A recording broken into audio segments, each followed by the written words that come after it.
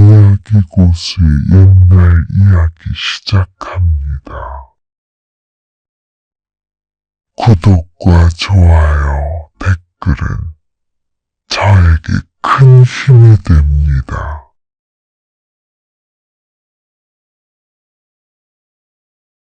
조선시대 때 한양을 향해 가던 선비 한 사람이 장터입구에서 청어를 파는 생선장수를 만났습니다. 그 생선장수는 이렇게 외치고 있었습니다. 자, 지혜롭고 똑똑해지고 싶으면 이 말린 청어를 머리까지 통째로 먹으면 된다오. 한 냥이면 청어 1분, 10마리니 어서 사시오. 싸게 팝니다. 진짜 그런가 싶은 선비는 말린 청어를 머리까지 꾸역꾸역 먹어가며 한 냥으로 일못을 샀습니다. 그런데 가만히 살펴보니 옆가게에서 한 냥으로 청어 3뭇을 살 수 있음을 알게 되었습니다. 이보시오, 당신이 사기를 치지 않았소? 그러자 생선장수가 응수를 했습니다. 그것 보시오, 당신은 벌써 지혜로워지지 않았소이까? 그 말에 선비는 어이없어 웃고 말았는데 당시에는 머리가 좋아질 만큼 영양이 풍부한 청어가 고려시대 때부터 시작하여 조선 팔도 곳곳에 물반 청어반이다 쉽게 많이 잡혔습니다. 황해도 해주에서도 잡혔는데 가난한 선비를 살찌우는 물고기 뜻으로 빙어라는 이름으로 불리우며 등푸른 청어는 값싸고 맛있는 생선으로 인기가 높았습니다. 가난한 백성에게 청어가 없다면 어떻게 남을 반찬 신세를 면하겠느냐라고까지 했습니다. 그러나 그렇게 많은 청어는 내장에 지방이 많아 쉽게 상하는 것을 피하고 오래 보존하기 위해서 바닷바람에 꾸들꾸들 말려 과메기로 많이 만들어 먹었습니다.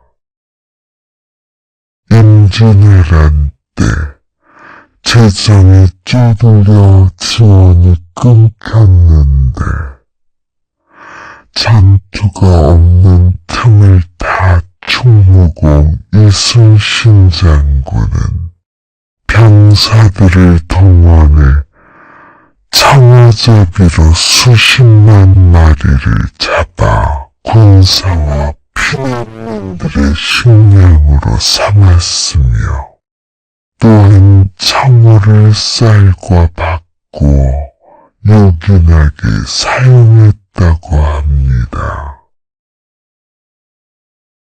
옛날 황해도 해주 바닷가에 은실이라는 처자가 살았습니다.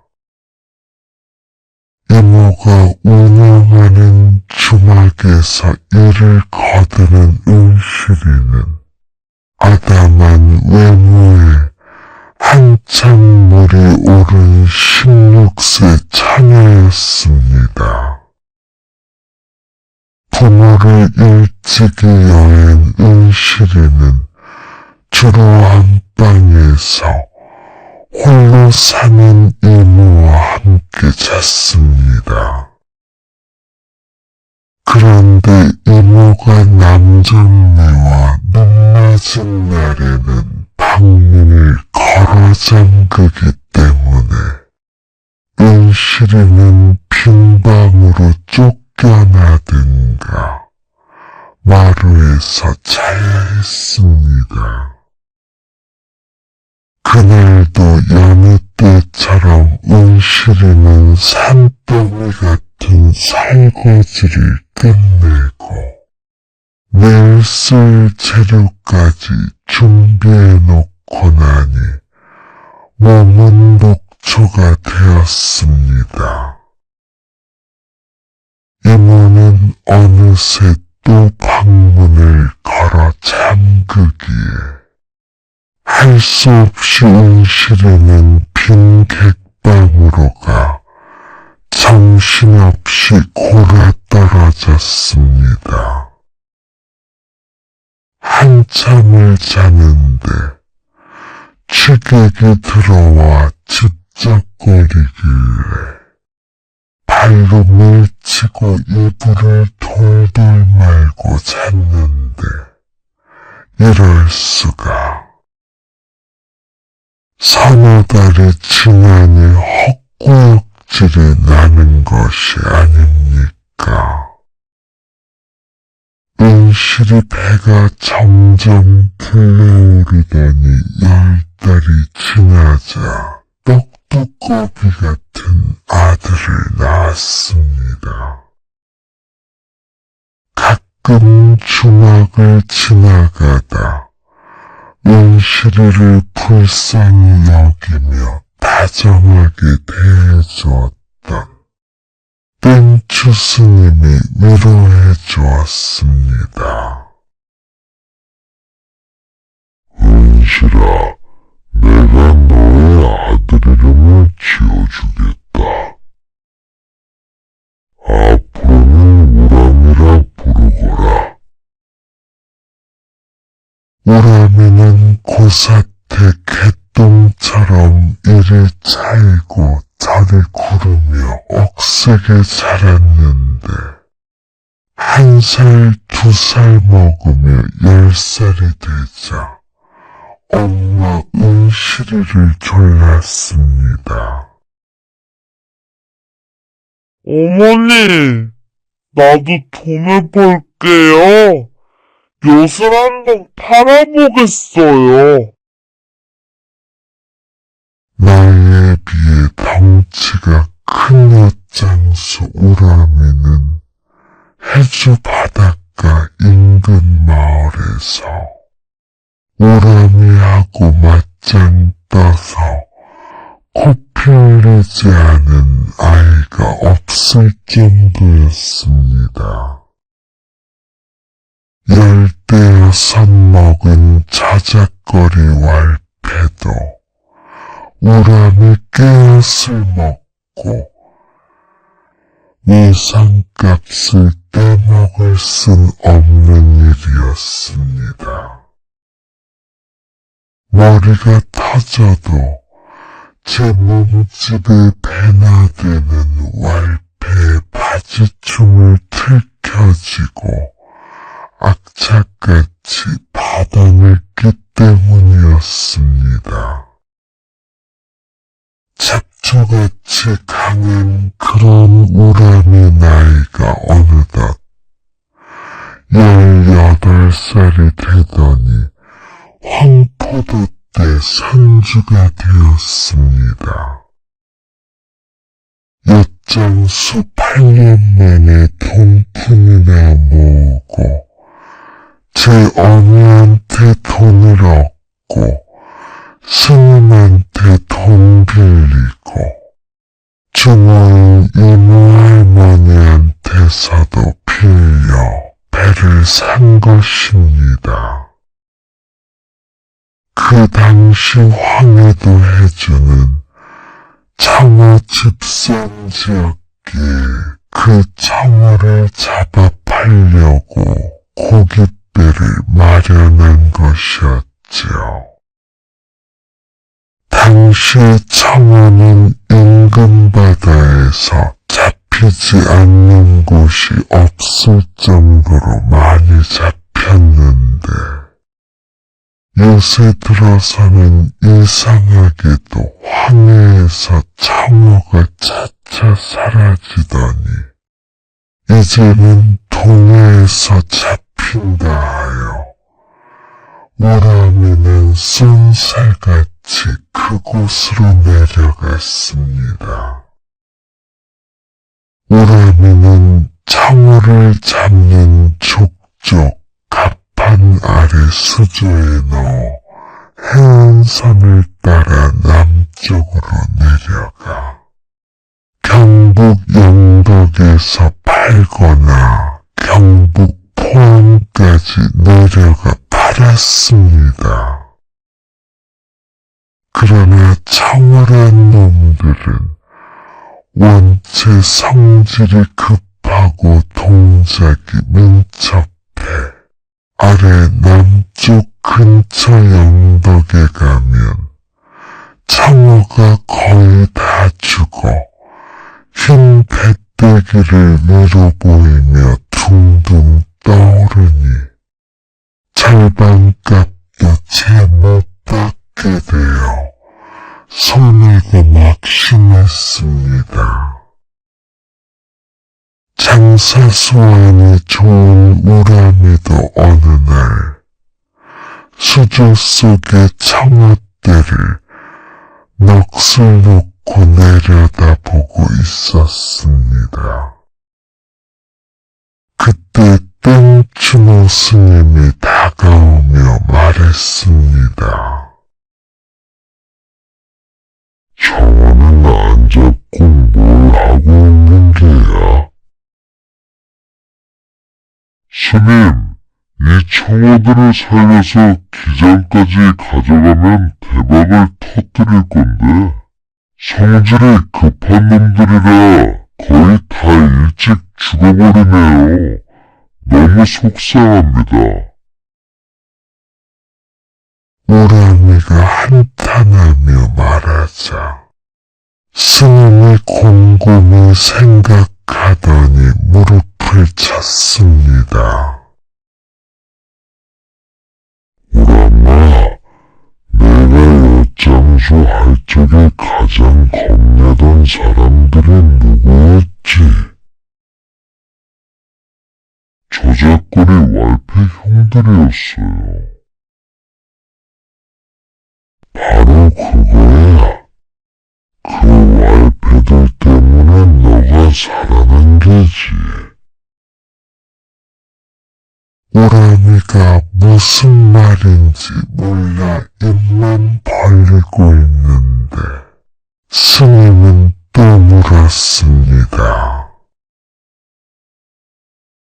창어가 가장 겁나는 게 무엇인 것 같으냐? 바다 메기예요. 메기는 창어를 맛있게 먹어치우니까요. 바로 그거야. 창어를 싣고 내려갈 때 수조 속에 바다 메기 한 마리를 넣는 거야. 아, 예. 무슨 뜻인지 이제 알겠어요. 스님, 감사합니다. 그 전날 낚시로 잡아놓았던 바다메기 한 마리를 수조에 넣었더니 창어들이 바다메기한테 잡아먹히지 않으려고 잔뜩 긴장하고 쏠려다니게 돼요. 기장까지 가는데 한 마리도 죽지 않았습니다. 바다메기가 잡아먹은 창어는 2-3마리 정도였습니다. 이튿날부터 우람이는 창어를 잡으러 바다에 나가기 가지 않고 어부들이 잡아온 청어를 매집했습니다. 우라미는 바다매기 낚시만 하다가 살아서 펄떡거리는 청어를 한 배 가득 싸서 바다매기 한 마리씩 집어넣어 남쪽으로 내려갔습니다. 소문이 날까봐 시치미를 뚝 떼고 석빙고에서 비싼 얼음덩이를 사다가 청어 수조에 넣기까지 했습니다. 그렇게 해서 싱싱한 청어만 파는 우라미는 신용이 쌓게 되었습니다. 어느덧 돈을 많이 벌어 배 살 때 빌렸던 돈을 다 갚고 아담한 기와집을 사서 어머니를 집에 모셨습니다. 그런데 모자간에 다투는 일이 잦게 되었는데 다른 이유가 아니고 어머니는 며느리 빨리 봐서 손자를 안아보겠다 하고 우라미는 더 급하고 중요한 것이 내 친아버지를 찾겠다는 것이었습니다. 말뿐만이 아니라 정말 아버지를 찾아오겠다며 담보찜을 메고 집을 나섰습니다. 그러면서 우라미는 제 어미 은실이에게 따져 물었습니다. 엄니, 솔직하게 말해주시오. 나를 잉태한 날 밤 무슨 낌새를 못 느꼈어? 제 아버지를 찾겠다는 일념으로 우라미가 집요하게 물었더니 어머니는 머뭇거리며 조용히 실토했습니다. 그날 밤 참기름 냄새가 났었단다. 우라미는 오직 이 작은 변서 하나만을 가지고 20여 년 전 떠돌아다니던 외장꾼들을 찾아다녔습니다. 지금까지 현재 그 일을 하고 있는 사람은 거의 없거나 은퇴하고 소일거리로 텃밭 농사나 짓고 사는 터였습니다. 30리 박막실에 살고 있는 새우젓 장사하던 영감님으로부터 20여 년 전 참기름 외장꾼 소식을 들을 수 있었습니다. 80여리 떨어진 그 동네에 갔더니 70여리 떨어진 곳으로 오래저기 이사 갔다 해서 우라미는 또다시 산 넘고 물 건너 참기름 장수를 찾아갔습니다. 시간이 얼마가 걸려도 좋았습니다. 어머니를 더 이상 외롭게 하고 싶지 않았고 또 너무나도 아버지라고 부르고 싶었던 우라미였기에 힘 힘든 줄도 피곤한 줄도 모르고 달려왔습니다. 드디어 우람이는 고생 끝에 집 떠난 지 거의 반년이 지난 후 전직 참기름 외장꾼이며 어머니와 하룻밤 사랑을 나눈 아버지 오생원을 찾아 집으로 모셔오는 쾌거를 이루었습니다. 그동안 학수고대하며 기다리던 어머니는 아들과 함께 집 대문을 들어서는 오생원을 보자마자 그만 저고리 고름을 입에 물고 뒤로 돌아섰습니다. 그 모습을 본 우람이는 이제야 알았습니다. 어머니가 그때 그날 밤 그냥 생째로 당한 건 아니었구나 하고 말입니다. 어느 날 아침부터 우람이네 집마당에는 분주하게 초래청이 차려졌습니다. 신랑 신부인 아버지 오생원은 41살, 어머니 시리는 39살이었습니다. 뻑적지근하게 아들이 차려주는 혼례식을 올린 어머니는 가마를 타고 입이 귀에 걸린 아버지는 당나귀를 타고 평양으로 신혼여행을 떠났습니다. 효자 우람이가 그간 못한 효도를 아버지에게 쏟아부어 부지런히 보약을 지어드린 정성이 드디어 나타났습니다. 혼례식을 올린 지 서너 달 만에 우람이 어미가 헛구역질을 하는 것이 아니겠습니까?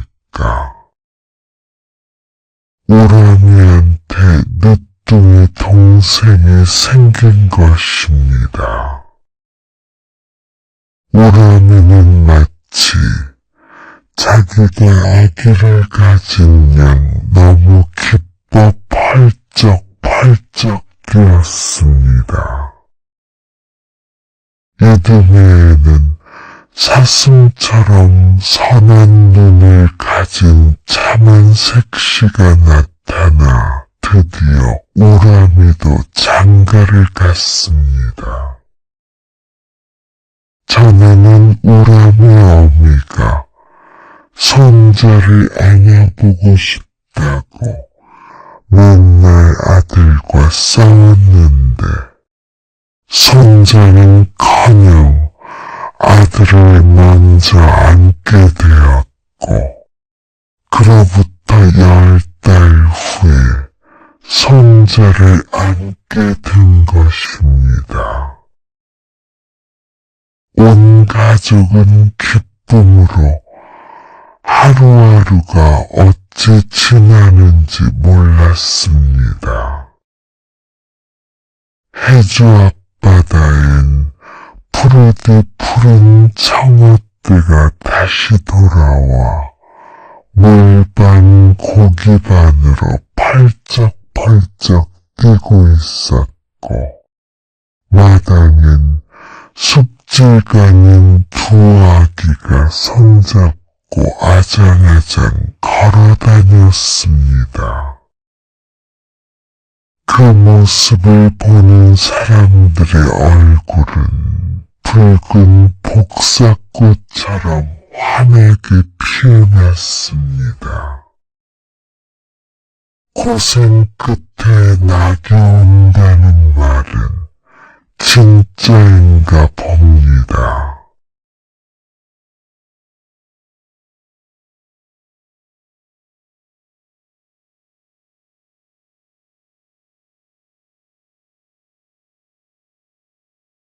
어느 고을에 살구라고 불리우는 눈처럼 하얗고 영리한 개를 기르는 고서방이 살고 있었습니다. 옛날부터 이 고을은 무명을 많이 만들어 팔았었는데 몇 년 전부터 가뭄이 지속되더니 올해는 흉년이 들어 먹고 살기가 어렵게 되었습니다. 산 너머에 있는 정리고을이라는 곳은 흉년이 심하게 들지 않았기에 고서방은 그곳에서 무명을 팔아 양식을 사려고 무명 5필을 지게에 지고 집을 나섰습니다. 주인이 짐을 지고 쌀문을 열자 살구가 주인을 따라 나섰습니다. 아이고, 살구야, 어여 들어가. 오늘은 내가 먼 길 간단다. 너는 못 가. 말도 잘 알아듣는 살구는 평소에 기분이 좋을 땐 고서방의 가슴까지 앞발을 올리며 아양을 떨었습니다. 비가 올 땐 그만 옷을 다 적시게 되지요. 이럴 경우 정색해서 그렇게 하지 말라고 타이르면 그 다음부터 절대 그런 행동은 하지 않는 영리한 살구였습니다. 그러나 오늘은 웬일인지 고서방이 집에 가라고 쫓아도 돌아가지 않고 가만히 앉아 있었습니다. 주인이 모른 체하고 멀리 안 보일 만큼 가면 다시 살구가 쫓아왔습니다.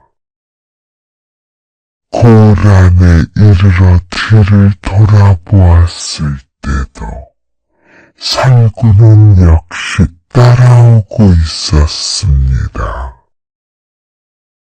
고서방은 살구에게 집에 가라 해도 가지 않을 것 같아 따라오는 대로 내버려 두었습니다. 삼방산 가까이 와서 비석이 세워져 있는 국물지경에서 피로를 풀려고 등에 진무명을 내려놓아 쉬고 있었습니다.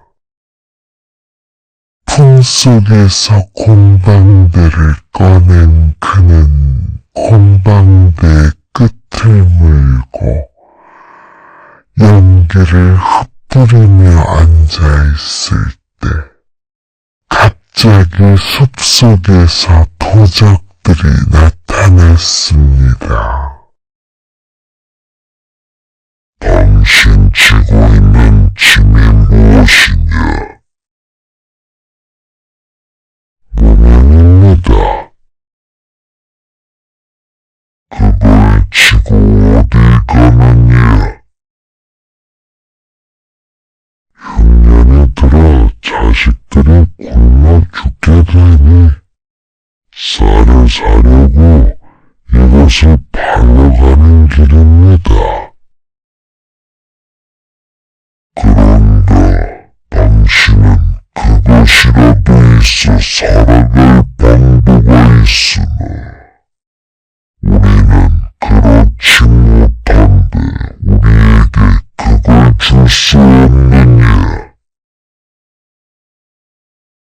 도적들의 무명을 빼앗아 갖지 못하게 되면 나를 죽이려 들겠구나 하고 생각하니 겁이 덜컥 났습니다.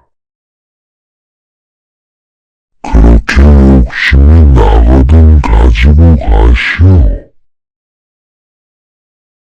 순순히 도적의 요구에 응하자 도둑놈들이 무명을 빼앗아 가지고 달아나 버렸습니다. 그 주인 고서방은 멀리까지 무명을 지고 와서 잃게 되니 참으로 어이가 없는 노릇이었습니다. 망연자실 주저앉은 고서방은 살구가 어느새 도둑들 뒤를 쫓아갔는지 미처 알지 못했습니다. 허탈한 마음으로 담배만 뻐끔뻐끔 피우며 잃어버린 무명에 대한 아쉬움만 달래며 한참을 그렇게 있었습니다. 얼마가 지났을까? 멀리서 살구가 무명 보따리를 물고 질질 끌며 돌아오는 모습이 보였습니다. 그런데 걔는 원래 흰 개였는데 황개가 되어 있었습니다. 그것은 그 개가 도적들의 뒤를 쫓아가 좋은 물건을 찾으려고 물어뜯고 하다 보니 피가 온몸에 묻어서 벌겋게 된 것이었습니다. 얘는 오지 못하도록 쫓아두었는데 결국 우리 식구들의 목숨을 살렸구나. 그러면서 개를 국물에 가서 몸에 묻은 피를 씻겨내니 다시 흰 개가 되었습니다. 그거 잘 되었다. 나와 같이 가자. 부지런히 걸어서 토평리 어떤 집에 이르렀는데 그 집은 사냥꾼의 집이었습니다. 이곳은 숲이 무성하여 노루, 사슴, 멧돼지 등 많은 짐승들이 서식하였습니다.